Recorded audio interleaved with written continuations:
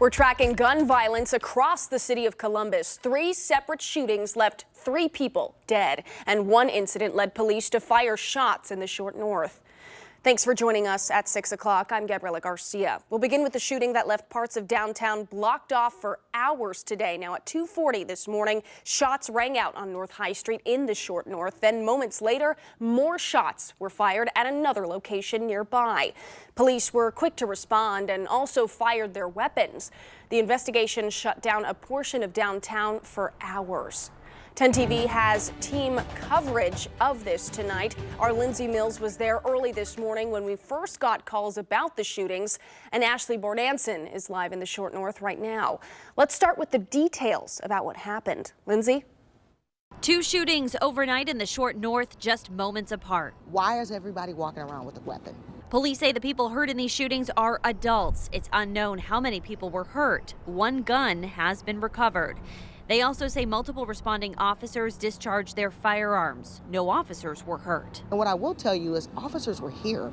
We had officers around, they were working, they were present, which is why they were able to respond so quickly. The Short North Alliance Executive Director, Betsy Pandora, in a statement, praised new safety initiatives for the quick police response. She said in part, quote, as a result of the new precinct boundaries that went into effect a week ago, there was an on-duty officer presence and coverage in the Short North, along with the Short North Crime Interdiction Team, who all quickly intervened. Well, I live in the neighborhood and I was just out for my walk this morning. For neighbors like Jeff Oftenkamp, Going on, it's crazy. he says it's not enough. I mean, it's out of control. There's something needs to be changed to make it safer in this neighborhood at night for people. And the impact goes beyond that. Just ask Jerry Waldron, who was in town for his daughter's graduation from Ohio State on Sunday. We're having a great time. We got in early and obviously woke up this morning and see this all cordoned off, and it's terrible. As a parent of a student at OSU, have you been concerned about the violence and the shootings here in Columbus?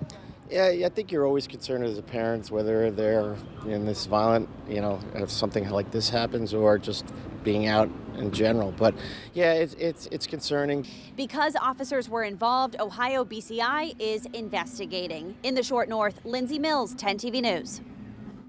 Lindsay, thank you. Police say 1 person tied to this shooting was critically hurt. There's no information on any possible suspects just yet, though.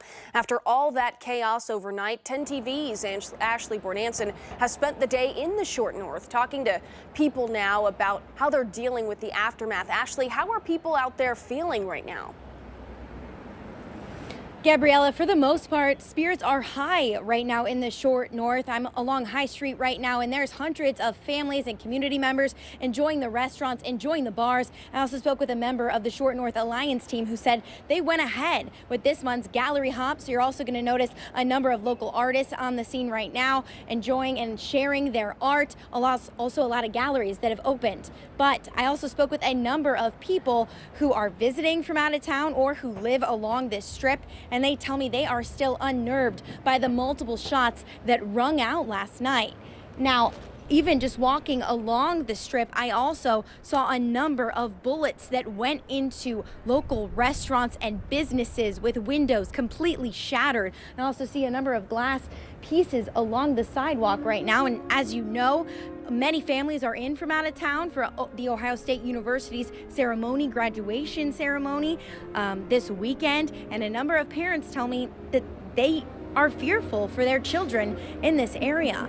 I also spoke with a young man who lives right behind me in the apartments. And when those shots rang out, Gabriella, a bullet went through his apartment. You're going to hear more from him coming up tonight at 11. Reporting live in the short north, I'm Ashley Bornanson for 10 TV News. Gabriella?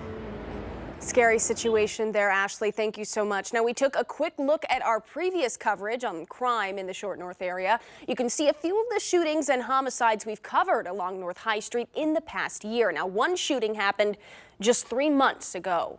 3 of the 6 you see on this map happened in between June and July of 2022. Now, this is all happening just 6 days into a new policy designed to reduce crime downtown. Columbus City Council voted to reduce hours for food cart vendors back in March. Now, new restrictions forcing vendors to shut down at 2:30 a.m. went into effect on May 1st. We've got new details tonight about that deadly shooting in South Linden. Now, 3 hours ago, police told us the suspect is also dead. Police say that man, Keith Pleasant, shot 4 people early this morning before shooting himself. One of his victims died, and Pleasant himself died a short time later. The other 3 victims are expected to survive. And about an hour after that shooting, another man was shot on East Whittier Street in South Columbus. Police say David Davis was in an argument with someone who shot him in the stomach. He died later at the hospital. Police say they have information on a potential suspect, but they don't have anyone in custody yet. The chief of police, Elaine Bryant, addressed this violence this morning. Here's what she had to say about it getting under control. We need to figure out, how do we get control of this gun situation? How do we get the guns out of their hands? Why is everybody walking around with a weapon? Mayor Andrew Ginther also weighed in on this issue this afternoon. We're going to continue to invest resources in prevention, intervention, and enforcement. What happened last night is unacceptable, and everybody in Columbus needs to step up. We all need to step up and do more. Ginther says the recent changes to patrol zones help police respond to these crises faster last night. They can track crime happening across Columbus and in your neighborhood online. You can just head to 10tv.com/crimetracker10 to look at our interactive crime map we've got there.